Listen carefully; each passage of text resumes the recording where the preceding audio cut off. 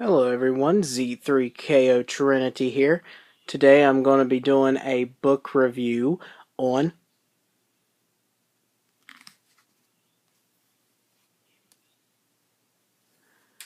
A Court of Thorns and Roses. Or it could be Court A Thorns of Roses and, or it could also be A of and Court Thorns Roses. But you never know. You read it as you will. It is written by Sarah J. Maas, obviously, because her name is right there. She's She's wrote other books. Glass Throne? Gonna have to look. Throne of Glass and Assassin's Blade and all those good stuff.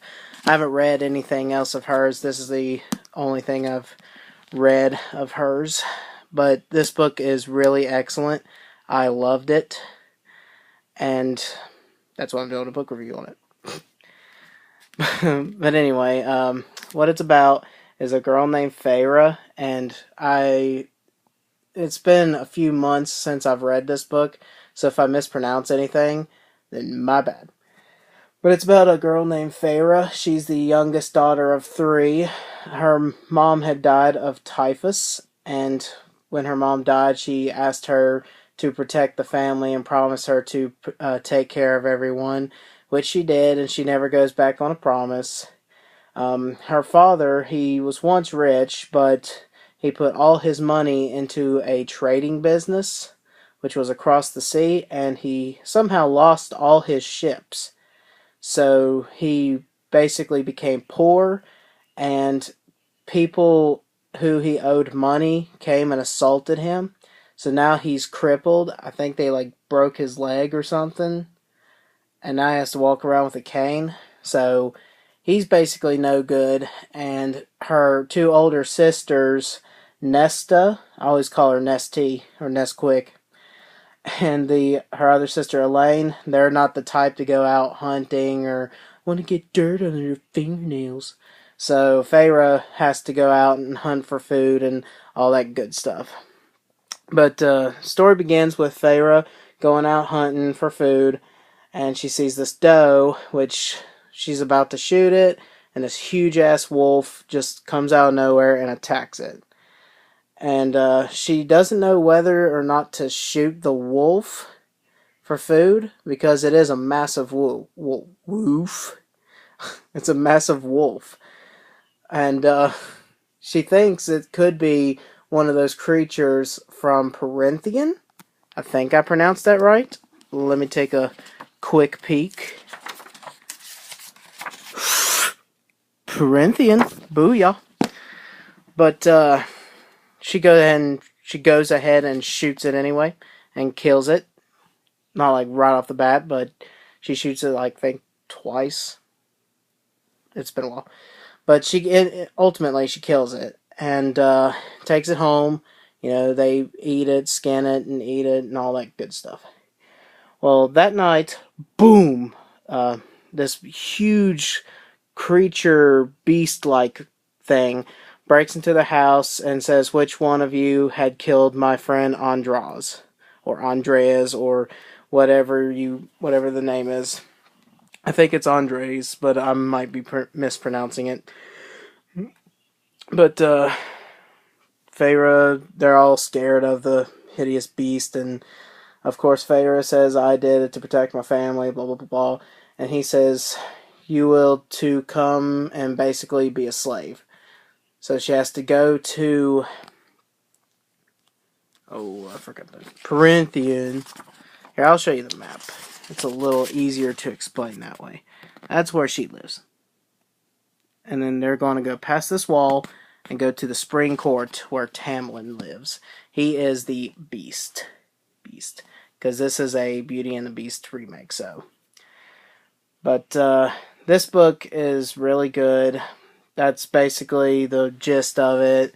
It is romantic. It does have quite a bit of action scenes, and the creatures that live within that realm is just really cool. For example, the Bogue or Bogey or something like that.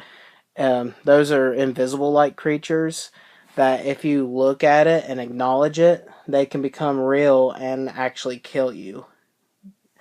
And they're one of the most dangerous creatures that lurk the area, which of course Tamlin, he's like really, really powerful, so he can kill those things pretty easy. And there's also things called Naga, which are kind of like shadow bird-like creatures.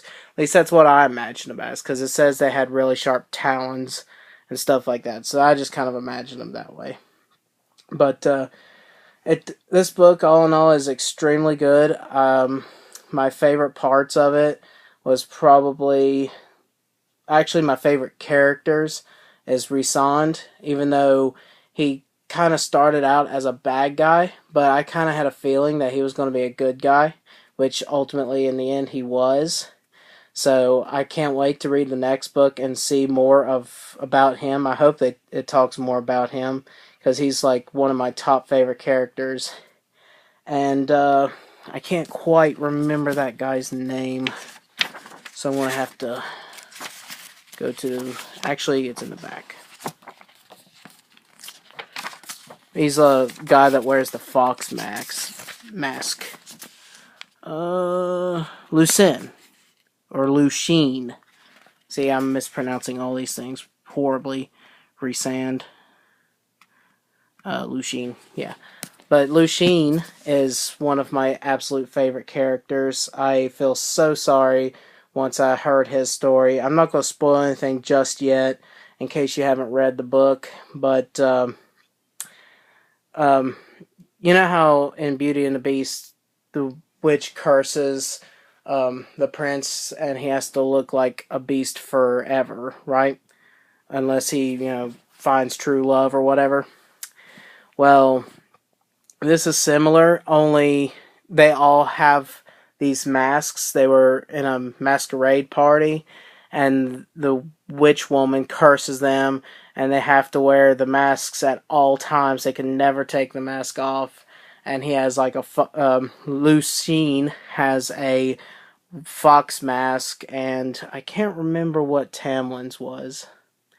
But anyway, Tamlin is the main guy, the beast.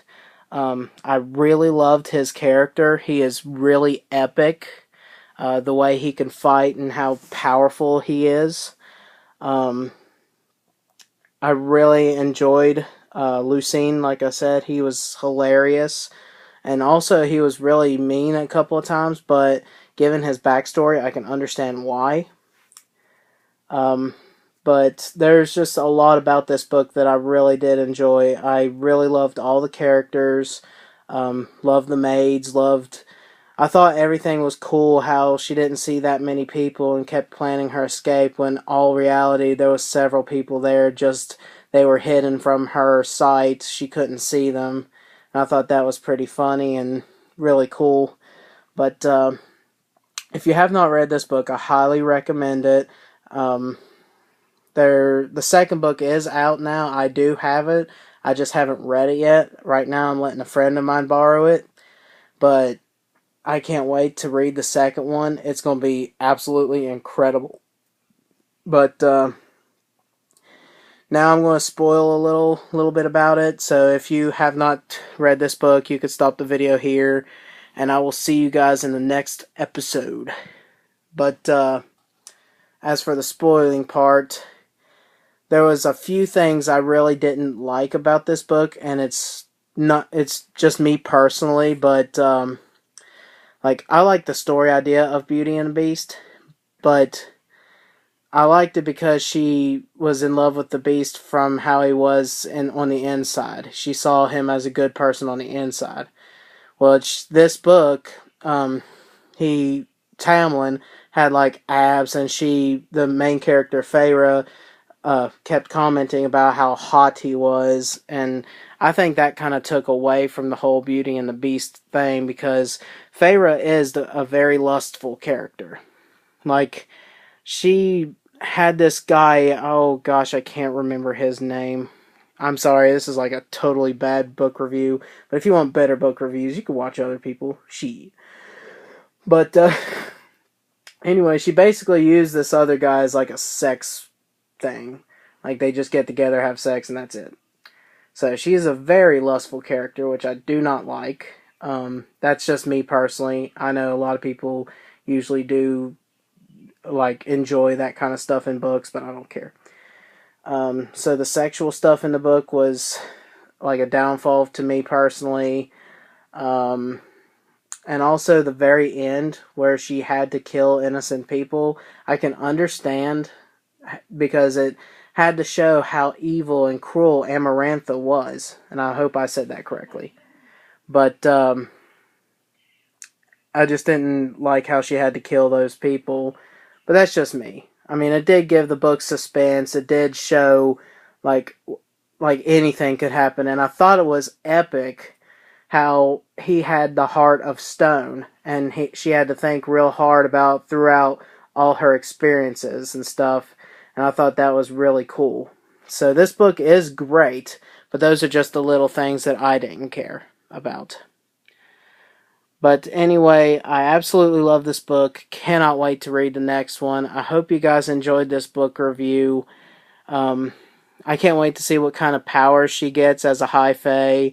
It's just going to be really cool. I enjoyed it, and I really hope I get to see Rhysand more in the next book, because he is one of my top favorite characters. But anyway, this was my book review of Court A Thorns of Roses and I hope you guys really enjoyed it. I'll show you the back of the book real quick, because it's actually pretty cool.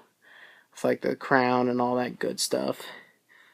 There's a little thing you can read if you want.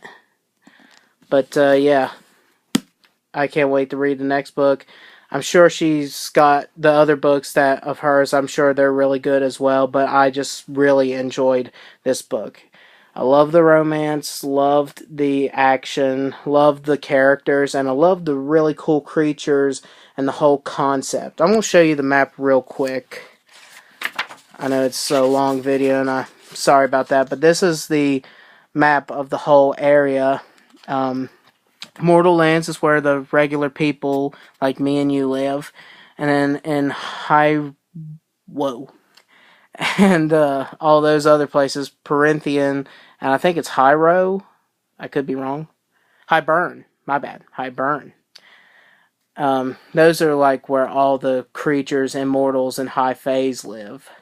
And they're also broken into these courts: spring court, summer court, winter court, which I think is the ultimate bad one. I could be wrong.